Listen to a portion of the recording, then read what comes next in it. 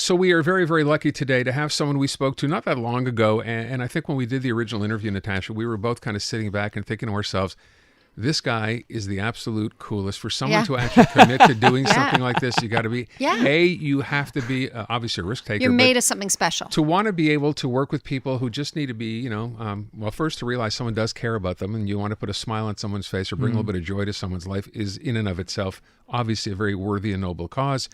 Guillaume Vermette is from here. You're from Trois-Rivières. Yep. And we were just chatting during the break when news was on. And you started doing this. So you're now 35. He's a humanitarian clown, we should say. You started doing this when you were 17, 18 years of age. Yeah. You went to clown school. I did. It's a thing. I went to clown school. It is. So we know like people go to Cirque du Soleil. You can train in a clown school. Mm-hmm. But then you took a hard left and decided, no, you didn't want to do the traditional clown thing. So how did you make that decision? Actually, I became a clown with the dream of becoming a humanitarian clown. I was also convinced it was my idea. I made it up that I was the first humanitarian clown ever. And then I've learned about people like Patch Adams and other organizations all around the world. Clowns Without Borders is one of them. But the moment I decided that, I was 18 years old. I was working in Salouit.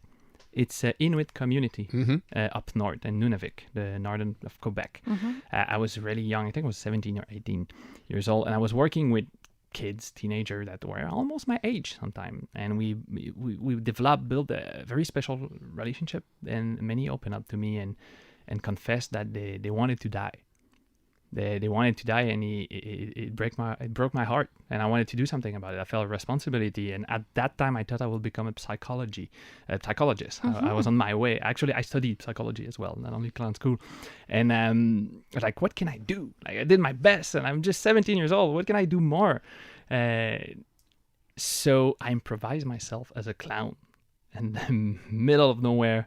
In Nunavik, I put a horrible clown wig on my head. I knew nothing of clowning. I thought like everybody else, it's just silly, funny stuff. I didn't know yet that it's only a type of theater where you connect with the public through emotion. It doesn't have to be funny. Mm-hmm. It doesn't need a costume. It's not for kids. It can be for anyone anyway.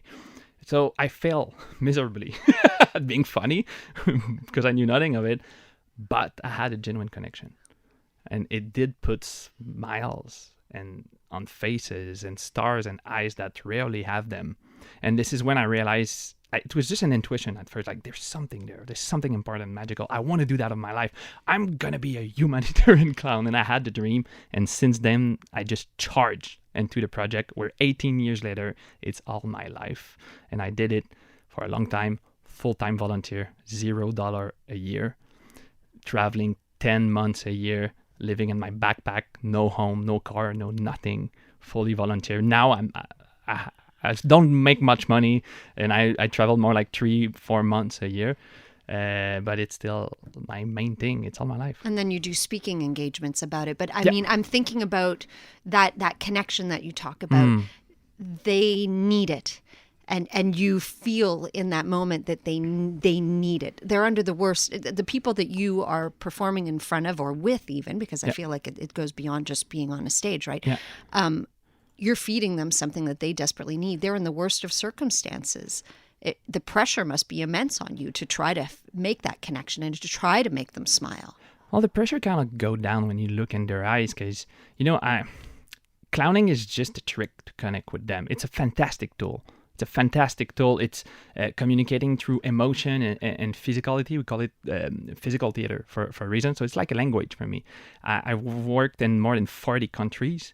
I go in hospitals, refugee camps, orphanages, nursing homes, all sort of places that what they have in common is that people ask me to go there often because there's a huge crisis, there's a huge need.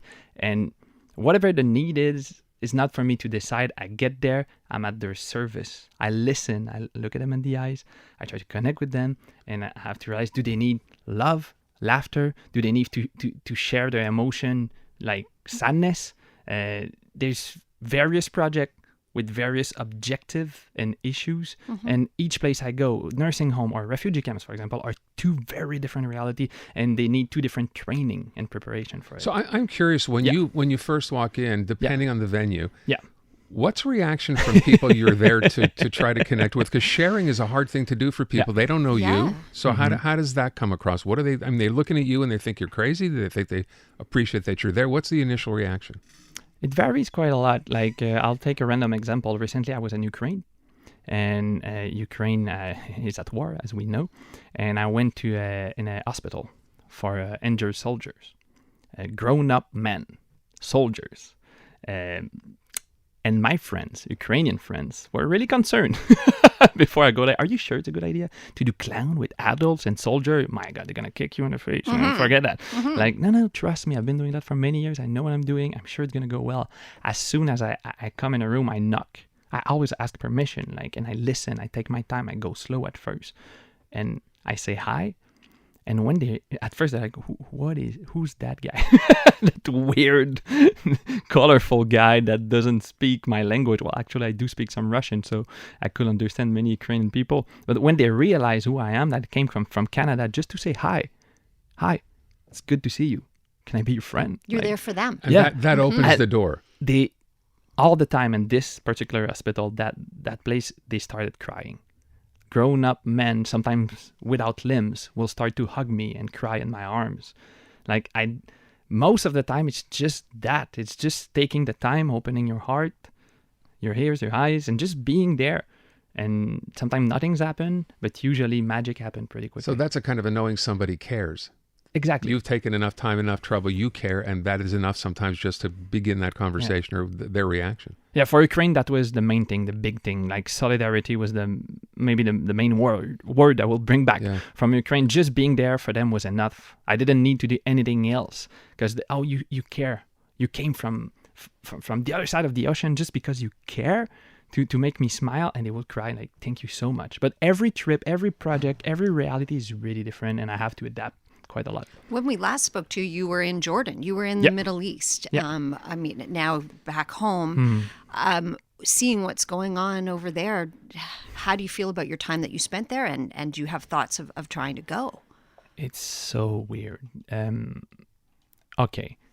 So I came back from Jordan with these vivid image in my head that would haunt me every day, of these kids living in the most horrible, harsh condition and what we call the informal refugee camps that are outside the system, in the middle of the desert. Kids without nothing, no education, no future, no nothing. They're like slaves who work for people for $1 a day. It's horrible. I cannot say enough how horrible it is. And I still have these image that makes me so angry and sad. This is the result of the war in Syria that started about 10 years ago. And we're dealing with that now. I'm dealing with that now. And the day I come back home, Palestine, Israel, it started that day. And it's just beside where I was first. And I'm not even able to process what's happening right now. All I'm thinking about is, in 10 years, will I be dealing with a similar reality? Will I be dealing with kids that were born in horrible refugee camps, kids from Israel and or Palestine? Because of that, that's all I'm thinking about. I'm fed up. I just want war to stop. How do you stay hopeful? How do you stay positive? Well, I had to let it go. I had to let go a lot of stuff. All that is in the macro, the big picture, because it will kill me. Just if I focus on that, I focus on the micro, in the eyes of people and the heart of people that are just in front of me, and I can have huge and small successes in the everyday life, and sometimes it changes life. I'm curious. So you having done this, and I'm sure people hearing about your story. Have other people come to you and said, you know what, I like what you do. I want to sort of be able to do the same thing. I want to help. Have you had that happen? Of course. Right now, you see I'm wearing a shirt with Caravan Philanthrope written on it. It's my army, my army of happiness. We are a team of 40 humanitarian and therapeutical clown from Quebec, and we travel all around the world in various projects. We also give training for people who want to learn our method, how we work in various contexts. Very soon, we have a training for therapeutical clown in nursing homes, like how to interact with elders, people with Alzheimer, etc. And just after that, it's a humanitarian clown training, how to manage a group of hundreds of kids that don't speak your language and contribute to their well-being and the healing of their trauma. It seems like can seem very silly from the outside. Oh, they're just doing clown stuff, but it's a very, very structured and professional method with specific goals. You get government funding for this? Not much. It's just starting. It started like a few months ago, actually, but it's very small. We depend on, I would say something like 90% on people donations. So to that end, I'm sure there are people listening thinking how they can help. What's the best way to do that? It's a long French word, but caravanephilanthrope.com. It's a philanthropic caravan, but in French. You can also just Google me, Guillaume Vermette, and you're gonna find all my links pretty easily. But there's a button to donate in various places, but mostly on our website, caravanephilanthrope.com. Every donation counts, $1. Like, it's an army of people giving us $1, $2, $5, $20 every month and stuff like that. That makes us able to go in various refugee camps and nursing homes with homeless people, vulnerable kids in Quebec. We're all over.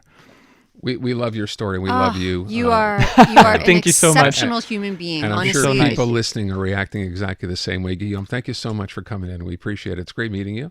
Thank you for having me. Wish you all the best. Thank you so much. Keep doing what you're doing. I promise.